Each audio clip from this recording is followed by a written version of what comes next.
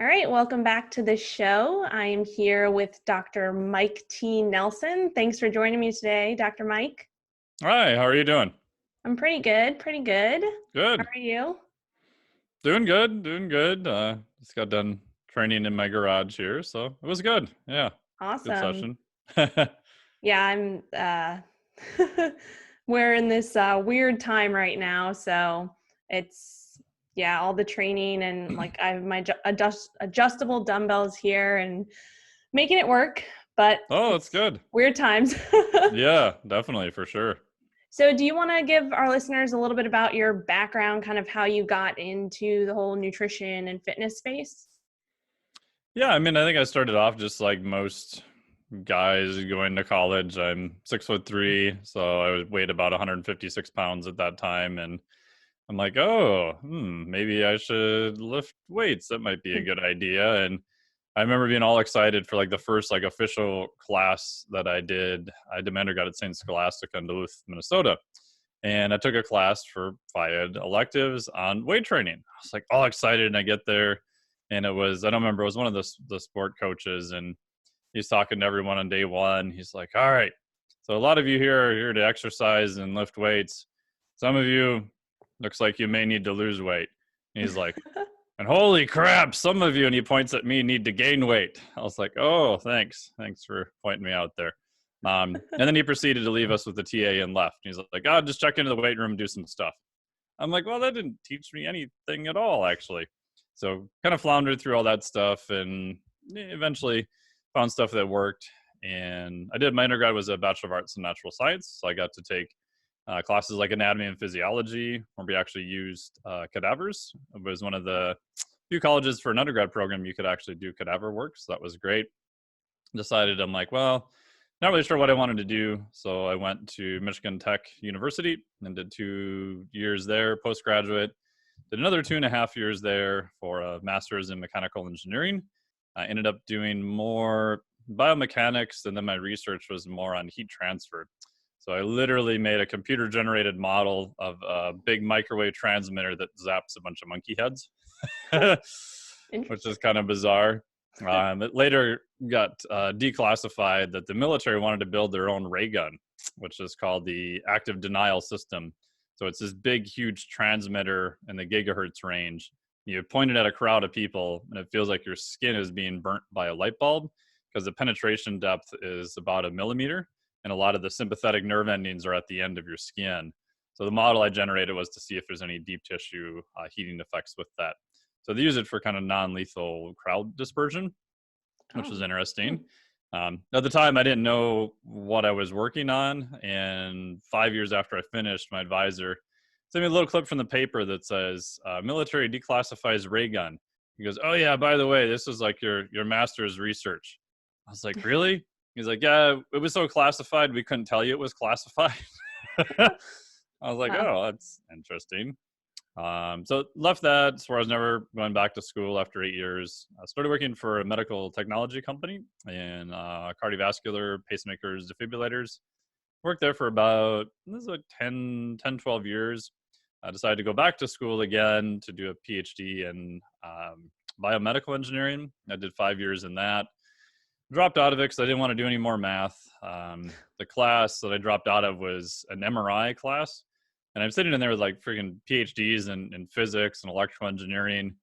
And the guy comes in, the professor, he's like, all right, we're going to derive all the equations that are used in an MRI.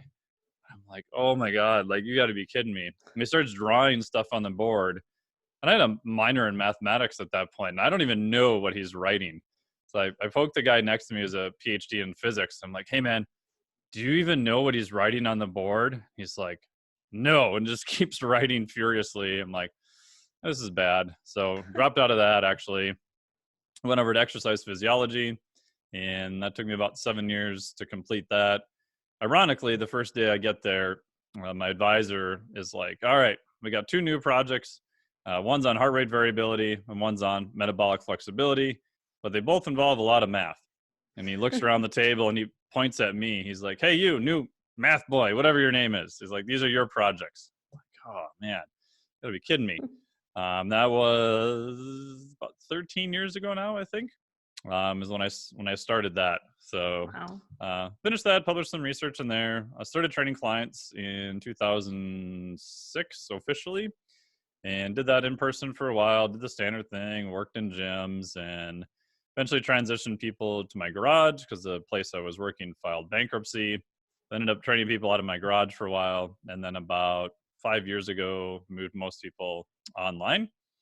And then I teach right now currently for Rocky Mountain University, Georgia Southern University, and I'm a faculty member at the Carrick Institute for clinical neuroscience, doing more crossover between kind of neuroscience and more exercise physiology and nutrition work for them. Awesome. Awesome. Cool. So you've been in the world of metabolic flexibility for, you said 13 years? Yeah, it was about 13 years ago when I started that. And at the time I freaking never heard of the concept. I'm like, what the hell are you talking about? Like, and I thought I knew something about, exercise and nutrition. And at first I'm like, I don't get it. Like, this doesn't make any sense to me. Like, this is like really a concept because it almost sounds like so basic Mm-hmm. until you realize, and then you kind of stick your head in the fitness world, and everybody's still now, not everybody, but a lot of people are still arguing about like, no, carbohydrates are the best fuel. And then it's like, no, fat's like the best fuel. And now you've got lactate and ketones. And I'm like, well, why don't you just kind of use both? It just depends on what you're doing. Like, I don't know why there's arguments about this stuff. It doesn't make any sense to Yeah. me. Yeah, no, I agree. And that's kind of, I've transitioned to kind of that way of looking at everything that I do now over the past, I guess, year or so is when I really started to obviously started this podcast, really getting into metabolic flexibility. I found keto when I did my master's degree, and that was like 5 years ago. Oh, nice. Yeah, I did a study. I did the first study in ketogenic diet in non-elite CrossFit athletes, and that's really what got me into it. Oh, cool. But yeah, I mean, over the years, just experimenting with different things and all of that, I really recently just I'm fascinated by the concept of metabolic flexibility. And it's just interesting because I feel like a lot of people, like you said, are in like one camp or the other, and they think it's either black or white when it's Yeah, really not. And we can really benefit from all these different things if we know the proper ways, the proper time and use of them for us as individuals. So definitely. that's yeah. So that's one of the questions I wanted to ask you. So your time working with clients and things like that, is there like a specific way that you would, recommend periodizing your nutrition and fitness to optimize metabolic flexibility? I would say yes. So from a research standpoint, if you go into the lab, like, how do you define metabolic flexibility? There isn't really, I would say, 100% gold standard yet, right? So for your listeners, those are probably super familiar. Metabolic flexibility is how well do you use carbohydrates on the right end of the spectrum? How well do you use fat on maybe the left end of the spectrum? And then how well do you kind of transition back and forth between the two? So we can do things in the lab. Like, I did a lot of work using metabolic carts. So you breathe into this little tube that goes into a computer, and you can look on a breath by breath basis what percentage of carbohydrates to percentage of fat you're using. So we can do things like that. We can jam an IV in one arm of just super high levels of insulin, jam an IV in the other arm of glucose, do what's called a clamp study. And that puts you in various supra-physiologic levels, so kind of outside the normal ranges. But there isn't really, I'd say, 100% agreed upon gold standard. In practice, for people who don't have a several $1,000 metabolic cart or can't get testing, I use kind of a couple of proxies. So on the fat end of the spectrum, we know that if you're fasting for a longer period of time, that's going to drive your insulin levels down, and that's going to push you to use more fat as a fuel. So a marker for, I would say, the fat end of the spectrum is roughly, how easy is it for you to fast for, say, 19 to 24 hours? If you're like, oh my God, that is like the worst thing I've ever heard of in my life. Like, if I don't eat a meal every, 2 hours when I'm awake, I get hangry and I want to rip someone's head off. Mm. I would say you probably need to get a little bit better at using fat as a fuel. On the other side of the spectrum, if the thought of eating 2 Pop-Tarts puts you in an insulin-induced coma and you're under your kitchen table, yeah, you probably need to work on carbohydrate end of the spectrum. Now, again, that doesn't mean that people need to eat Pop-Tarts for breakfast every morning, nor should you always be fasting. It's just if we go to the extreme ends of both spectrums, what is 80 grams of like an indestructible carbohydrate that'll probably survive some nuclear war somewhere with a ceramic frosting that doesn't melt in the toaster, right? Versus, a long 24-hour period without eating anything. I mean, those are going to be like the extreme ends of the spectrum. And can you handle both of those and do okay? If you can, I would say you're probably pretty metabolically flexible. After that, you can get a little fancier. If you have a glucometer, you can kind of measure AM glucose, or you can measure, after like an 80-gram bolus dose of carbohydrates. Rob Wolf's got a whole book that talks a lot about it in great detail, which is awesome. So you can get a little bit more nuanced after that, but I would say those are kind of the two ends of the spectrum and what you would look at from kind of sort of a field test without any fancy equipment. Gotcha. Yeah, and I think one of the newer things now that I used myself for a while is a continuous glucose monitor. Yes, definitely. Have you played around with that at all? Yeah. And I'll get back to answering the training part about this question too. It's super interesting, right? So I've had it done like 2 times. I'm kind of a nerd, so I took and put one on my wife's left tricep and her right tricep to compare the two to see how close it was in the same individual. And it's relatively close. So I use the Libre Freestyle. I know there's a bunch of other ones coming out right now. And for people who don't know, it's just this little disc you stick on the back of your triceps. Got a little thing that goes into what's called the interstitial space. And it takes a sample about every minute. It's averaged into 5-minute increments. And it's pretty non-invasive. It's like 10 to 14 days. And then you track your nutrition. So the first time I did it, I was super excited because I wanted to do it for quite a while. A friend of mine is a nurse here, so we did it through her probably about 2.5 years ago now. And I'm like, this is great. I'm like, I'm going to test the crap out of this thing. So I did 1 week of like my normal kind of healthy eating, I guess you could say in air quotes. And the next week I just did all sorts of crazy stuff from, fasting for 24 hours to, 2 Pop-Tarts and 3 cookies for breakfast. Because at the time, she was the only one who had the reader. So I didn't know any of the numbers I was getting out. I was just tracking down, how I felt, how my training was, how my HRV was. And then we all got together and we decided that, I think there's 5 of us that did it at the time, that we would, share our data and she would go over it with us. And it was pretty fascinating. Like sleep and stress made a bigger difference than I thought that they would, especially low sleep acutely the next morning. Other than that, everything was, in my case, was pretty good. I didn't have too many low episodes. I didn't have too much above 120, 130. They're generally calibrated more for people who are diabetic. So I don't know how much I trust the ultra low end on it. But as a rough idea to see where you're at, it's super interesting. We had one person there who was more of a ketogenic type approach. And hers actually spiked up super high at one point. And she's like, I said, what did you have for breakfast? She's like, I just had half of this paleo almond bar or something like that. She's like, what did you have for breakfast? I'm like, let's see, this day I had 2 Pop-Tarts and 2 cookies. She's like, well, what was your glucose? It was like 120. She's like, that's crazy. That's not fair, Yeah. But if you're doing something different where you're purposely really restricting carbohydrates, you can become a little bit more sensitive to them too. So yeah, it's super interesting. I mean, I think most people have to do that. I don't say they have to do it, but if you have the chance to do it, the price is coming down. I think it's super interesting to get how you're responding to everything kind of aggregated in your life as a snapshot. Yeah, for sure. And I think now when I did it like 2 times over the last 6 months, and you can just scan your phone. Now Yes. I use the Freestyle Libre, and then I use another one, Nutrisensio, and they have apps so you can like scan your phone. So every time you'll see like on a continuous basis, and you can link up your nutrition and stuff. So it's pretty cool. It's a good way to, I think it's a really great marker for seeing if you are metabolically flexible.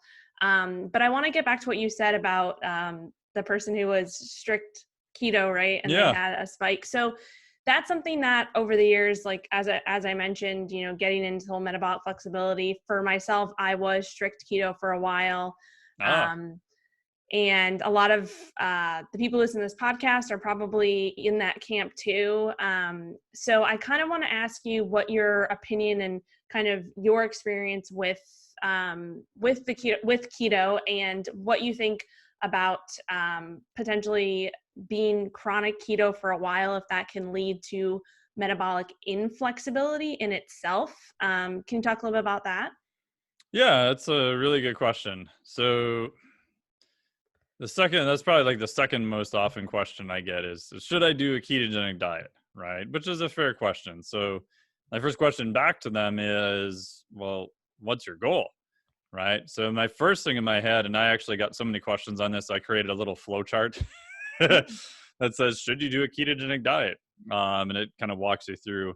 So the first question is, are you generally considered healthy, or are you using it as a treatment of a pathology or some type of disease through your physician? If you're doing that through your physician, there is some very interesting data on Virtus guys looking at type 2 diabetes, possibly TBI, obviously certain types of intractable epilepsy. So different things like that on the pathology disease side.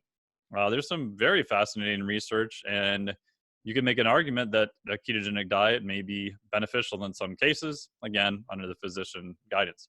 If you're a generally healthy person, so you're not using it to treat any sort of disease, my next question then is, well, what is your goal, right? If you tell me your goal is, I want to be like the, top person at the CrossFit games, I don't think keto is probably going to be the best way to go, because you're participating in a very high stress, extremely glycolytic, carbohydrate using type sport. Now, if you're not ultra competitive, right, then maybe, right? So we do know from a performance standpoint, if you do a strict ketogenic diet, you'll probably lose like 2 to 3, maybe 8% of your top end speed and power. Again, for most people, probably not a big deal. However, if you're trying to, break a 2-hour marathon, or you're like some elite athlete, or you're a hammer thrower, or something where speed and power makes a huge difference, then losing, 3 to 8% is like just a massive loss off the top. Mm-hmm. So assuming if that's not your goal, then I think it then comes down to, what does your lifestyle look like? If you're someone who can control your environment a lot, you kind of like setting up food, you kind of like a few more restricted choices, then yeah, I think it definitely can be an option. You can look at the guys like Tyler and Luis, those guys from Keto Gains and other groups that do it. I think it can be an option, but it doesn't mean that you absolutely have to do it either. So a Mm-hmm. lot of kind of the popular media would make people believe that, oh, keto is the only way to lose weight.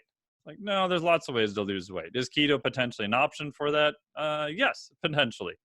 So again, if you're healthy, I think it then depends upon, are you able to be consistent, right? So I know like Dom D'Agostino, I've been out to dinner with him many times, and he's pretty much mostly keto most of the time, and it's really not that big a deal. Still lifts a crap ton of weight in the gym and does pretty good, right? Mm-hmm. So you can definitely find examples of people who have done it. It does take a little bit more effort, a little bit more cognitive involvement, I guess you could say, too. In terms of, does it enhance metabolic flexibility or not? Again, that depends on what end of the spectrum we're looking at. So for a lot of people who are, I hate to use the word standard American diet, or do not exercise a lot, going into a ketogenic type approach where you're really just jamming a bunch of fat through the system at a very high rate. At such a high rate, your liver is just spinning off these ketones as an accessory fuel. Hey, that might be actually a pretty good approach for you, assuming you can be compliant with it. If you're someone who is using a lot of carbohydrates, or maybe has some slight issues with the carbohydrate end of the spectrum, yeah, maybe not, right? From a pathology standpoint, if you're a type 2 diabetic, and talk to your physician, there's more research coming out on that.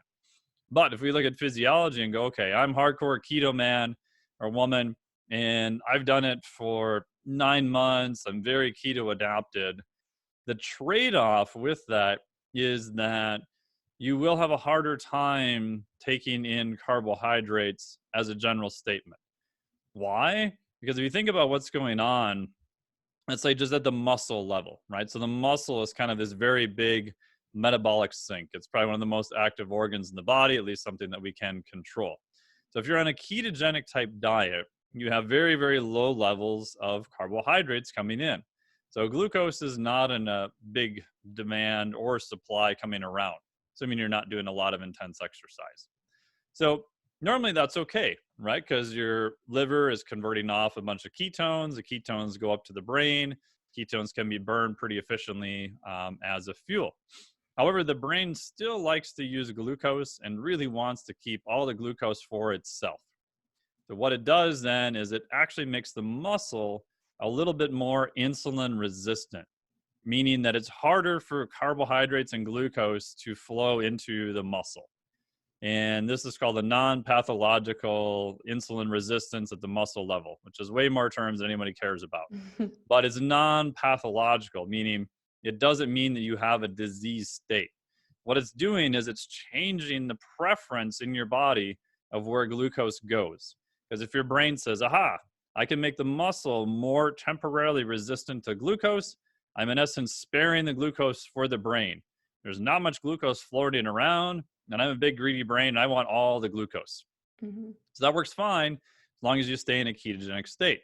However, if you acutely take in a large amount of carbohydrates, that process doesn't change overnight. And so what can happen then is you can see these kind of wild sort of fluctuations in blood glucose acutely, because the big sink where you could normally dump a bunch of glucose is not saying, hey, we're full, we don't want any more here. And so then it kind of backs up into the bloodstream. So what you find in practice with some people who are doing a ketogenic approach, they're probably going to be pretty fine as long as they stay doing it. But if there's someone who is like I call the Monday through Friday ketogenic and the weekends like whatever, like, man, that, in my opinion, that cyclic ketogenic diet is just really, really hard, right? So trying to transition from ketones to carbs and then back and forth, the only people anecdotally I've seen can pull it off are people who are very keto for a long time and have a very, very high output of high amounts of exercise. Some of those people I've seen, they can do it okay, but most people, I think that's going to be a little bit hard. So very long-winded, overly complex answer to your question there, which is a good question. No, I loved it. You hit on a lot of things. I feel like actually I am definitely one of those people who falls into the camp of, I feel like I am more on that cyclical approach because I have been keto for a long time.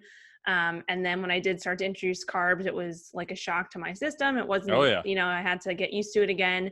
But now I feel like I kind of say like I built up that metabolic flexibility to be able to go between the two fuel sources. I also do exercise a lot and all of that. And like you mentioned, I've been quote unquote fat adapted is what they call it, for a while.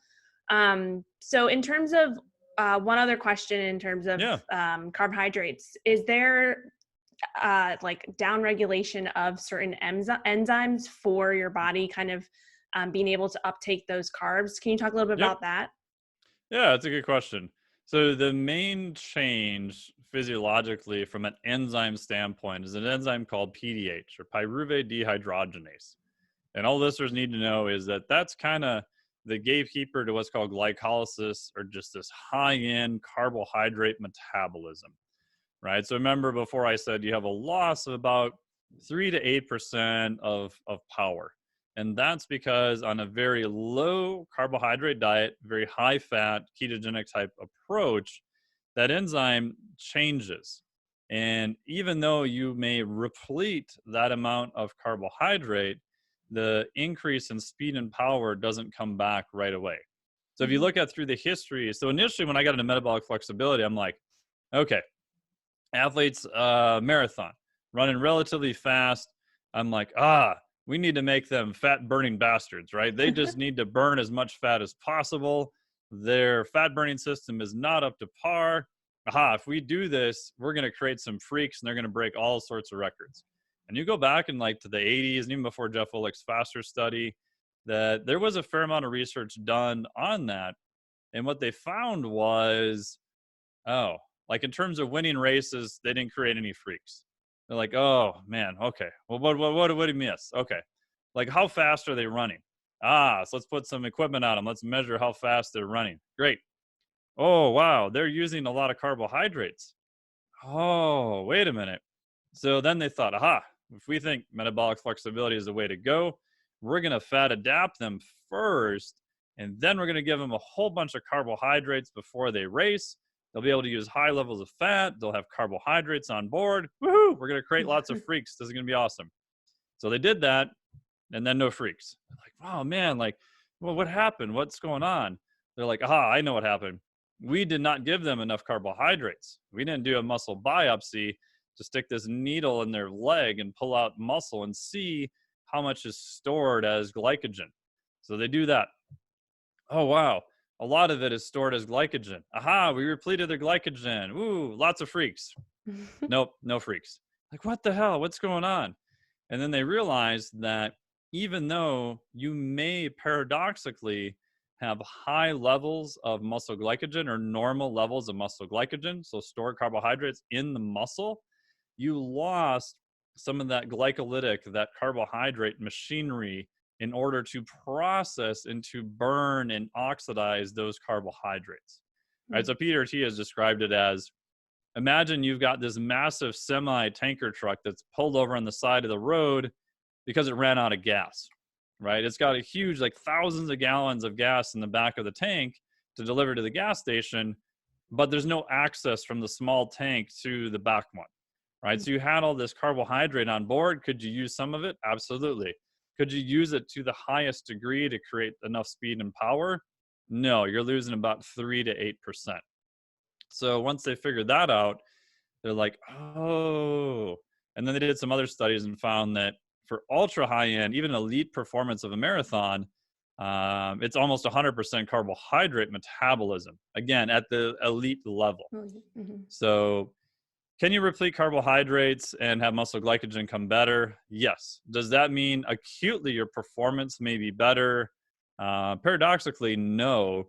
And that's because it takes time for that PDH enzyme to change again, right? Like the old phrase, use it or lose it, right? If you didn't run that to the highest degree and keep some of that machinery around, which is really hard to do when you don't have enough carbohydrates, it'll kind of go away. Now, the good part is it comes back. It's definitely not a permanent type thing. You know, this has been a little bit debated. There's a couple studies. One of the studies to counter this says that, oh, we did this study, we looked at this with interval training and it didn't really go down. But then you pull the study and the intervals are used for like 2 to 3 minutes long, right? Which I would say is not really speed and power. It's close, but not quite up there. So all that to say that, yeah, you're going to lose a little bit of speed and power at the end. People then normally cite Jeff Volek's FASTER study, which is a super cool study. So in short, I'm sure you've talked about this before. Ketogenic, very, very high level athletes. And they found that the level of fat that they used was higher than anything they've seen in textbooks before. However, those athletes under that condition, it was on a treadmill for like 3.5 hours. So a long time, but it was like 62% of their VO2 max. So it was a very low level for those particular athletes. If they were to race at that level of intensity, they definitely would not win. So in terms of performance, it wasn't really a study that was powered to look at performance. And then, I don't know, a little technical thing, I also have some issues about if you're very, very high ketogenic and blowing off a lot of ketones, I don't know if you could use a metabolic cart to pick up fatty acid oxidation. I think there's some interference there. Again, that's, highly debatable and definitely down in the weeds. Yeah, no, I haven't thought about that. I got my master's degree in exercise physiology and nutrition as well. So I played around with the metabolic cart too as well, but I hadn't even thought about that. But yeah, that makes sense. And I think it comes back to what you said initially, that it really just depends on also what your goal is. So I feel like, totally. You know, most people listening to this podcast probably aren't like the top elite athletes. Yeah. Like, I don't think I'm an elite athlete. And that's kind of also something like when I talk about the study I did in CrossFit athletes, I always have to preface with they were non-elite CrossFit athletes. Your average Joe, like looking to actually lose some weight, lose some body fat, and get a good workout in and stuff like that. They were not the elite of the elite. So I think that with anything, when we're talking about whether it's science, nutrition, exercise, anything like that, you always have to keep it in context, right? So Yep. and I think that a lot of the stuff, especially with keto and research and carbs and anything at all, can be really thrown out of context, and someone says something on Google and you're researching it and that's what a lot of my clients come to. I don't know what to think anymore. I see this on social media, or I looked at this on Google and it's like completely opposite. And I think one of the main takeaways is you just have to like know your goal, know where you're at, and kind of take everything in context. So Yeah, I I wanted to agree. ask you, in terms of, because I know you mentioned HRV. Hmm. So I haven't personally played around with HRV that much with myself or with my clients. Can you tell us a little bit about like what exactly HRV is and how you use it with your clients? Yeah, so HRV is something called heart rate variability.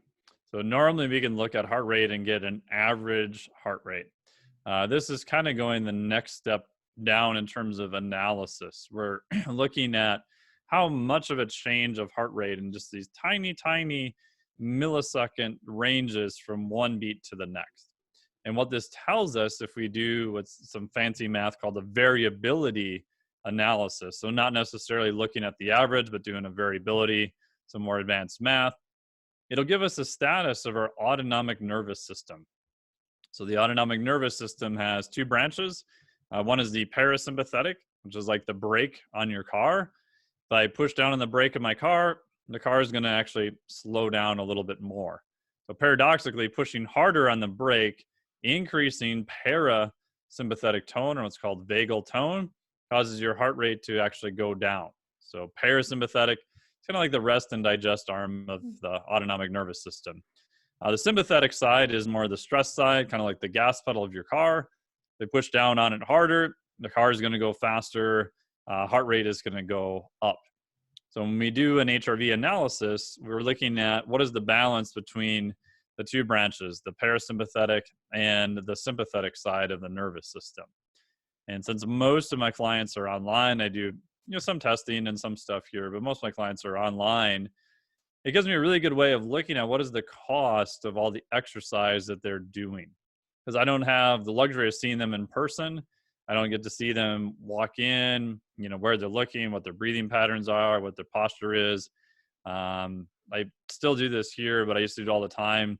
When I knew a client was coming in, I would spy on them walking in from the parking lot before they thought anyone was really looking at them, which I guess now I'm busted on that. But because I wanted to see where they were at, right, as a baseline. Mm-hmm. Online, you can ask questions, you can fill out questionnaires, but I wanted some data to look at what is their status really. And by doing just a one time in the morning analysis, then that records through their phone. Right. So when I started doing HRV analysis years ago, we had to come into the lab. We had this used equipment we bought, which cost us like 10 grand. I had to run a friggin' MATLAB program to do all this crap to it. It was a monster pain in the ass, and then starting maybe 8-ish years ago, they started coming out with apps with just your phone where literally you could do the same thing. So now clients who are remote can do it in the morning. It'll upload to the cloud and they can either send me their data or once a week and I can look at it. And that gives me a really good idea of what is the cost of all the stressors in their life, from sleep, nutrition, training, breathing, whatever. So I have an idea, just like the tachometer on your car. I'm gonna take my little Jetta and I can redline it and get to the grocery store faster. But I'm probably not gonna do that every day and expect the car to, go 200,000, I don't know, like 213,000 miles or something on it now, Mm-hmm. right? So I want to know, what does that cost, and then I can play around with different things. We can look at sleep, look at breathing patterns, we can look at nutrition, we can look at other things. And the nice part too is that it also gives them some awareness as to where their stress levels are at. Because Mm-hmm. most people go, well, maybe I'm kind of stressed, but I don't know, I'll be fine, right? And then what I want is for them to become more aware and then go, oh yeah, like if I don't sleep, I only sleep 6 hours a night, oh, that's actually quite stressful. Yeah. I mean, it sounds obvious. And I used to have all these arguments with clients about sleep, especially. And then now I just show a graph of like how much they sleep and then where their stress level is. Like sleep goes down, stress level skyrockets. I Mhm. literally just graph both of them and send it to them and be like, hey, what do you think's going on? And they're like, oh my God, like when I sleep less, I get really stressed. I'm like, yes. And we've had like the same conversation like every day for like 3 months prior to this, Yeah. and then they asked me to go, oh, what should I do about this? I'm like, oh, I'm so glad you asked, right? So I'm a big fan of using data to drive awareness through clients and looking at what is the response, right? So here's a stimulus, here's your training, here's your nutrition, and then what is the response of your body? Here's how you slept, here's how you felt, here's your performance, here's your HRV, and making sure that those two are compatible with each other. Yeah, I love that. And I completely agree. I haven't used HRV, but I do biofeedback scale measurements Oh, with all okay. my clients. So daily biofeedback, exactly what you said. Like on a scale of 1 to 5, how is your sleep, Yeah. your performance, your recovery, your cravings throughout the day, your hunger, your movement, your steps? Like every single day, they're tracking that in their tracker. And so I can see that and quantify it and, you know, see what's going on, just like everything you just said, especially the sleep one and the stress, all of that. In terms of so you mentioned the app, is that something like anybody do you need obviously like some type of heart rate monitor to connect to that? Could you use like your Apple Watch or Fitbit or something like that? Yeah. So HRV is kind of like super sexy now. So everybody wants to do HRV. I think Apple has it in their new watch. I know Garmin has done versions of HRV with stuff. At this point, I'm not 100% sold on the wrist version watches. Mm-hmm. Like when I have a Garmin, a Phoenix, it has in the back has either like a yellow or sometimes mostly green. There's different colors now. Some of them are red. Little light that goes out and it's trying to get that pulse impulse as it comes by. And the hard part with HRV is that you have to be incredibly precise on what's called the R wave, right? So if you look at the depolarization of electricity in the ventricle, the bottom chamber of the heart, you have your QRS, the R wave, that big pointy spiky thing on the EKG. You have to pull that off within just milliseconds of where it's at. So you have to be pretty accurate because you're looking at millisecond changes. So can you run some math to get it off of a wrist-worn device using an optical? Yes. Will it spit out data? Yes. Will it probably get you in a ballpark? I think so. Is it accurate enough to make day-to-day changes? I'm not sold yet that it is. Mm-hmm. So for now, you either have to change the location of where you get it. So I have like an Oura ring. So Oura will pull it off of the vessel in the hand, which is a lot more accurate than the wrist, or old school, just heart rate strap. Mm-hmm. So I do Is either that Oura measurements or I do heart rate strap. They just put it on first thing in the morning. The app I use is the iThlete app. So instead of okay? athlete, it's iThlete. And it'll take about 1 to 2 minutes just to kind of hang out at rest. Hit start. The measurement will take 55 seconds to complete. That'll give you resting heart rate variability. And then what you said is super nice is that you can self-report context, self-report your sleep, your energy, your mood. And so when I get the data from people, similar to what you have, I have quantitative measures. So quantitative being heart rate and HRV. So resting heart rate and a measure of stress. And now I also have qualitative context measures, self-report of sleep and everything else. And to me, that's what's really useful is having both. Because as we know, like some clients, they just get tired of filling out things. They're like, every day is a 3, a 3, a 3. It's Yeah. like, okay, clearly you don't care about this anymore, right? No one's that consistent, right? Yeah. So I have both now, and I can look and say, wow, Tuesday was super stressed for you. The first thing I'm going to look at is the context and then even the notes section. What did they write? Oh, got an argument with my spouse, or my dog died, or, okay, then that makes sense why you're so stressed, right? So it's a way to kind of troubleshoot, because I guess kind of a lot of the criticism I get is that people are like, oh, you're just using heart rate variability to tell people not to train so hard. Like, Not necessarily, right? It can go both directions. I've had people where it's like, man, you got plenty of room. Like, we're just going to up your volume and have you train harder, or vice versa. Yes, in theory, you should have, better emotional regulation. You should make better nutrition choices, and you should go to bed about 2 hours earlier. Oh, right. You're a human. You're not going to do all those things and change them overnight. So I'm going to cut your volume today by 50%, right? I'm going to change something that I know will change how stressed your body is, but I'm kind of limited with the only thing you're going to let me control at this point too. So a lot of times it tends to be training that is the most modifiable thing in somebody's schedule. Gotcha. Yeah, that makes sense. Do you, I'm sure you've heard of the Whoop band. Yes. That's something that I feel like a lot of people are starting to talk more about. What's your opinion on that? I don't personally have one, but I have some clients who do. Yeah, they'll probably send me hate mail, but I don't know is the answer, Mm. because I can't find any data on it. I can't find any peer-reviewed data to say it's accurate or not accurate.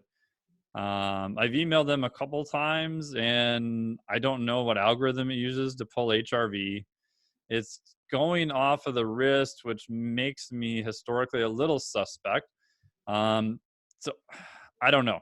I mean, for all I know, it could be super accurate and could be like dead nuts on. Awesome. I do know that most people who've used it report that they get better. So I think from a user interface, do most people probably get better? I would say yes. A buddy of mine is in charge of a bunch of special forces guys. They used them, and he said overall they really liked it, and their performance metrics went up. But he also said they also slept more and actually did more of the recovery stuff they were supposed to then too. So maybe it was just a tool to drive them to get to do more recovery work. I don't know. Yeah. But I think it's an interesting idea. I think it's a cool Yeah. concept in terms of accuracy. Like, I don't know. And if anyone has Yeah. any data, then it's like, please send Mhm. it to me. So you'd say in terms of accuracy, probably recommend either just a traditional heart rate monitor or like an Oura ring. Those are your top two. Yeah, so Aura's pretty accurate. They've got HRV data that's been published in the journal Sleep. They do have differentiation of sleep stages on their older algorithm, which was published in the journal Sleep also. In terms of trying to differentiate REM from deep sleep, it's like 70-ish% accurate, right? Mm. So all these people online that are like, oh, bro, I got like, 1 hour and 2 minutes of deep sleep last night. And tonight I got like an hour and 7 minutes. I'm doing so much better. It's like, yeah, who knows, right? You can't, in a PSG, you can't even probably split hairs that much, right? Or Yeah. polysomnography, like sleep study. But I do think it's useful. The HRV on it is actually super accurate. The caveat with the HRV, though, is it's aggregated over the course of the night. Now, again, the way they do it has been shown to be pretty accurate, time domain, all the cool stuff. They're literally right on top of the vessel, so they can map the pulse pressure and respiration and everything pretty accurately. However, a lot of the data from the sports performance area is looking at a one-time measurement in the morning. And we don't know how well the average at night compared to a single point measure in the morning, like how related are they to each other? Mm. Because if you're looking over the course of sleep, if you slept 6 hours one night and slept 9 hours the next night, now the period of time that you averaged over and what's going on then is probably going to be different. Now, it may lead you to make better decisions and overall may be a good thing. I don't know. Mhm. So that's kind of the downside with that. I found that you need to do more significant changes to see the Aura HRV score change, but it definitely will change. So I think for most people, it's useful. It has a pro where you don't have to stop to do any measurement either. It's all just gathered in the background. You just put it on and it'll grab all the data. So from a compliance standpoint, it's much easier than having to stop and do a single measurement for 2 to 4 minutes in the morning. So again, I think Gotcha. they're they're just different right now, and we're still trying to get enough data to sort out what is, I guess, kind of the best. But the second Mm. part of that, I would say real quick, is I pay attention to what clients say about the data and how they use it, because I don't really want to use data to make people feel more fragile. I actually Mm. want to use them to make them feel more anti-fragile. Mm. right? So if they're like always obsessing about their aura data and how their deep sleep is absolute dog shit and they can't do anything to fix it, and it's really starting to screw with them, I'm like, dude, just like stop measuring it for a couple weeks. Yeah. You know, if they're like, oh wow, I had 2 drinks last night and my deep sleep went to hell. I wonder what happens if I only have 1 drink. Oh my god, I didn't drink at all last night and it went up by like 60 minutes. Cool, that's something useful that you learned, and that's probably going to drive a better behavioral change. Probably useful in that stance. Yeah. No, I agree. That's actually one of the reasons why I don't have an Oura ring. I've gone back and forth for like the last year, debating if I should get one or not. But I feel like I'm more of that like type A personality that if I like, I'm gonna look at it every morning, and if I don't get, sorry, this, a certain amount of deep sleep or whatever, my recovery is crap, I'm gonna like that'll mentally. I just know personally that that'll mentally affect me going into the day. So for me and for like some of my clients that I know are that way, just like you said, I feel like it might be something that is will make you more fragile. But for it depends on the individual personally, right? Like if you are that type of person that won't, you know, I guess quote unquote take it to the heart every single day, then it is definitely probably a good tool. So yeah, I'm still on the fence of getting one or not, but I might have to take the plunge and just play around with it for a while. Yeah, I mean, I think it's useful. I found some pretty cool stuff with it. I mean, I played around with even nighttime temperature. I have an Uller, so I can cool my bed down at Mm-hmm. night, and looking at cold water immersion, and yeah, Yeah, so all the it's biohacking interesting. stuff. It's cool. Yeah, and the temperature on there is very accurate, and so I've Mm-hmm. used that a little bit related to possibly metabolism. I haven't seen any published research on this, but if I see someone's body weight is kind of trending down and their body temp is a little bit below baseline all the time because it'll baseline to their body temp, I'm figuring, they're probably going in the right direction, right? Their metabolism maybe is a little bit lower, but our calories are even lower below that, so they're still making positive body comp changes. And I'll cross-check that with the heart rate variability to make sure Interesting. that there's no immune hit or something like that. And again, that's just purely off the back of the envelope, just kind of looking at it. But that's been kind of useful as another way of checking to see kind of, what's going on too. Yeah, no, I really like that. That's definitely makes me want to get one now. I might have to go order one. Yeah. um, so I have another quick question, kind of just to, Sure. well, two more quick questions, but I want to talk a little bit about NEAT and non-exercise activity thermogenesis. I know Yes. you talk a lot about this as well. Kind of, I just feel like it's something that a lot of people, especially when I start working with a lot of my clients, most of them are not, tracking their steps or tracking their NEAT throughout the day. Can you tell us a little bit about why that's so important, especially with like body composition goals? Because I was in this camp myself a while ago. It's like, you don't feel like you have to go to the gym and sweat and exercise to quote unquote, change your body composition. But you don't think about everything you're doing outside of the gym. What kind of, can you tell us about that and your experience with maybe just with your clients and tracking their steps and progress and things like that? Yeah, so NEAT is something called non-exercise activity thermogenesis. It's just simply how much you move around not doing formal exercise and twitch and walk and all that kind of stuff. So years ago, I was one of those goons that bought the old school pedometers and stuck them on people all the time. I had one for quite a while. God, I don't know how many I went through because they'd go in the washer and in the dryer and they'd fall off. And I put the little safety strap on them and all sorts of stuff. But now with modern watches, it's pretty darn accurate. So with clients, I do record step count. And if you look at what's called TDE or total daily energy expenditure, for most people, the amount of calories you burn through NEAT is actually higher than exercise. And that's probably shocking to a lot of people, right? Because they assume, like you said, oh man, it's just how much I went to the gym and how hard the session was. And yeah, those things obviously do matter, but unless you're, a CrossFit athlete or training for a triathlon or something on the more extreme side, the NEAT or just movement during the day is going to burn more from a just total caloric burn standpoint than formal exercise. So you can use this kind of both ways. One, to actively program more of a caloric drain, right? So you can say, oh, Bob, you're only getting, 3,000 steps a day. Let's try to get 4,000 steps a day this week, right? That's pretty low. The caveat with that is that there is a higher end to this, right? So one of the trends I've seen as of late is people being like, oh, you just got to walk more now, right? And is that good advice? Yes, up to a point, right? Because everybody assumes that it's this linear relationship.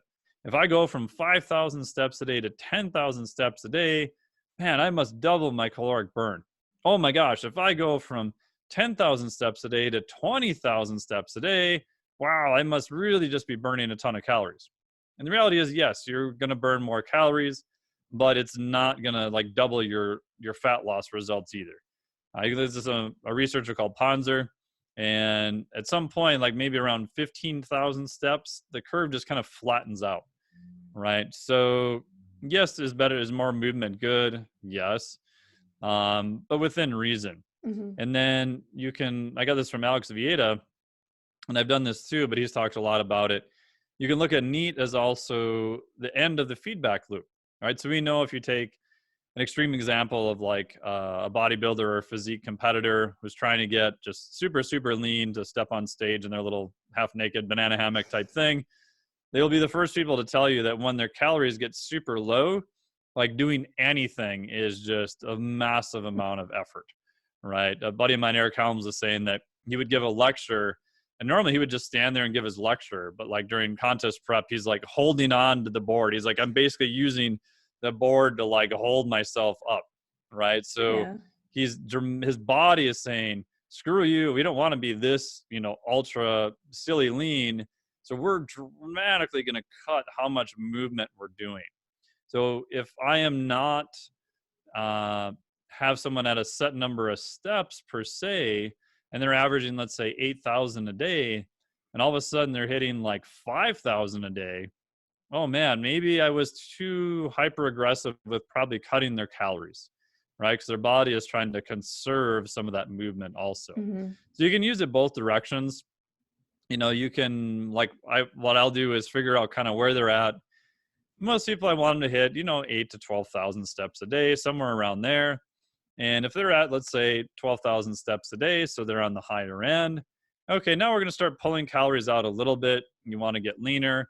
But I may clamp or I may leave that number of steps the same because you're going to want to drop that because we're cutting your calories. Mm-hmm. So I may not increase it, but I may use that as a marker to say, okay, every day I want you to kind of hit, 10 to 12,000 steps per day so that we know you still have that amount of caloric drain kind of going in the background also.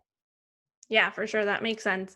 And I think it all comes back to that awareness piece too. And just like knowing, what your step count is every day and tracking that and having that to use as data. Cause I personally think with myself and with my clients, I think steps is one of the biggest things that you can manipulate and exactly everything that you just said, especially if you are, in a fat loss phase or a cut.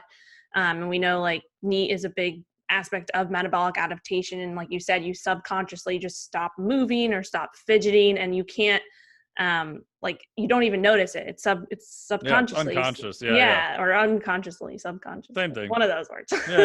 Same thing. So yeah, I think it just all comes back to awareness and everything you said, just being more aware of your sleep, your stress, how you're managing your stress, how you're moving throughout the day. All of these factors. And I think that's this is kind of one of the biggest things that I like to push with my clients is that we need to take this all as a whole. And this is what, if your goal is fat loss, which a lot of my clients are, you have to look at all of these different things. It's not just obviously your nutrition is a big piece of the puzzle. But there's all these other pieces that we still need to pay attention to. And once we get those on board, that's when the results start to come. I totally agree. Yeah. So, okay. Last question. Yeah. No worries. Wrap it up a little bit. So what would your, top tips be for someone who's listening to this, who is maybe, not an elite athlete, just kind of your average Joe, maybe has some body composition goals and some goals to become more metabolically flexible? What would your top tips be to becoming more metabolically flexible? Yeah. I would say a couple that I've used, right? So I have a whole certification on this where I kind of ranked all the interventions, but the top intervention was protein. Mm. So most people, I would say, can do better by eating more protein. So if you're a guy, like 4 meals at 40 grams, I mean, that's going to be 160 grams a day. That's probably pretty good. If you're a female, just because body size generally is smaller, yeah, maybe 4 meals at 30 grams a day. So you're at around 120 grams per day. For people who like math, just take your body weight times 0.7. So if you're a 200-pound person times 0.7, you'd be at 140 grams of protein per day. Now, that's probably pretty good, right? If you want to get into the ultra 99th percentile, 1 gram per pound might be okay. But most people don't need to worry about that. There's some very good chronic studies on that too. I would say that's useful. Bumping NEAT up for most people is going to be helpful, right? Getting more steps is going to be helpful. Having some form of formal exercise is going to be helpful. Do that before you worry about, should I do cardio? Should I do weight training? Whatever. Probably want to do both, but that's going to be beneficial. I actually ranked sleep as dead last, which is not so much from a physiologic standpoint. It's more because psychologically, it's just harder for people to sleep more. Because at the end of the day, it's almost like a value judgment and a major change to their life. Right? So they're like, hey, I got kids, I have a busy life, I got to drive to work, and I got all this stuff going on. And so you're telling me I sleep 6 hours a night, and you're telling me I need 8 hours a night. So what you're telling me then is the 2 hours at night I spend watching Netflix with my spouse or boyfriend, girlfriend, whatever. You're telling me I can't do that and I have to go to bed. Well, kind of, sort of, yeah, like, screw you, I'm not doing this, right? So I think that the psychological component always goes in. And for fat loss, like, you tell someone, hey, I want you to eat more of this thing. They're like, what are you talking about? Like, I thought I was supposed to just not eat as many calories. Like, no, I actually want you to eat more protein. Like, really? So you want me to eat more of this thing? Yes. Okay. So it's kind of almost kind of contradictory to what most people would think too. Mm-hmm. Yeah, no, I completely agree. When you said protein, I was like, I'm on board with that. I actually have a Keto for Women program that one of the biggest things that we talk about is protein, because a lot of the clients that come to me, I work with a lot of women who have gone keto for a while. And Yep. Even with clients who have not gone keto, but most women in general are just, sorry, eating so low protein. And if we can just bump that up or switch that out with other things, it's like they just see progress. And so I say protein is queen, or in your case, you can say protein is king. But yeah, I completely agree with that 100%. I think those are really good tips. And it's crazy, the protein thing. I had a client a couple of years ago now who she's like, oh, I got to talk to you. I got a huge problem. I'm having issues. I'm like going, like, look at our results. And I'm like, you lost, 30 pounds. That was your goal. You made it. And I said, well, what's going on? I said, everything the whole time went good. And she's like, I'm just not that hungry. And I'm like, okay. She's like, I just feel like I'm eating protein all the time. I'm like, okay. I'm like, but you met your goal. Like, you did the thing you wanted to do. And now you're complaining that you're not hungry. This is like the inverse of like what everyone else complains about. This is like the ideal situation. She's like, oh, but I was just so used to like being hungry all the time before that this just feels weird. Oh my gosh, that's funny. Yeah. So. That's funny. No, it's true though. I wrote a blog post called "Protein is Queen" and literally just went down the line of everything that reasons why protein are important. And I always get feedback on it because people are like, "Wow, I didn't realize like how much protein does in your body and how important it is." So super important. But I don't want to keep you too much longer. I feel like I could ask you questions all day long. No worries. But I learned so much during our time talking together. Do you have anything, just to end, do you have anything like exciting coming up that you're working on that you want to share or anything like that? Yeah, a couple of things. So I have a certification on this, which is just flexdiet.com. So it's how to use the concepts of metabolic flexibility and flexible dieting. It's flexdiet.com. So we took all the top nutrition recovery steps, ranked them from 1 through 8, And there's an ongoing talk about the big picture of metabolic flexibility, flexible dieting. Each one of them has like an hour lecture of on the technical side, what you need to know, generally more layman's terms. Then it has specific action items of what you would do for that. So it's primarily more for trainers and coaches, but we've had like half of the people take it who are just, interested, fitness enthusiasts. And then we have a bunch of expert interviews from guys like, protein, Dr. Stu Phillips, Jose Mm-hmm. Antonio, flexible dieting, Dr. Eric Helms, sleep, Dr. Dan Party, Stephen Guillenet, a whole bunch of other guys in there for people who want to kind of take a deep dive on the research. So it's kind of the main thing right now, and that's just at www.flexdiet.com, FLEXDIET. Sweet. Okay, I'll definitely link that in the show notes. Yeah, thank you. So where can all the listeners find you on, social media? Do you have Instagram and stuff like that? I think so. I just kind of screw around on Instagram, to be honest. I'm probably redoing that. If you want to see what my garage gym and death metal music looks like and why I get into a freezer full of cold water, you can check me out there, I guess. But that's just that Dr. Mike T. Nelson on Instagram, Facebook. Just look up Mike T. Nelson. It should pop up. Most of the stuff I do is through the website and kind of old school newsletter. So if you go to miketnelson.com, there'll be a way you can subscribe to the newsletter for free. And probably like 80-90% of my content actually goes out to the newsletter, so they can sign up there. Awesome. Sweet. All right, I will definitely link all of that in the show notes so people can check that out. Well, thank you so much for coming on. I really enjoyed thank you for this. all the good questions. I really appreciate it. That was fun. Yeah, I learned a lot. I might have to have you back on and ask you another hour worth of questions. Yeah, no worries. Anytime. Sweet. All right, I'll talk to you soon. Thanks for coming on. Cool. Awesome. Thank you. Bye. Bye.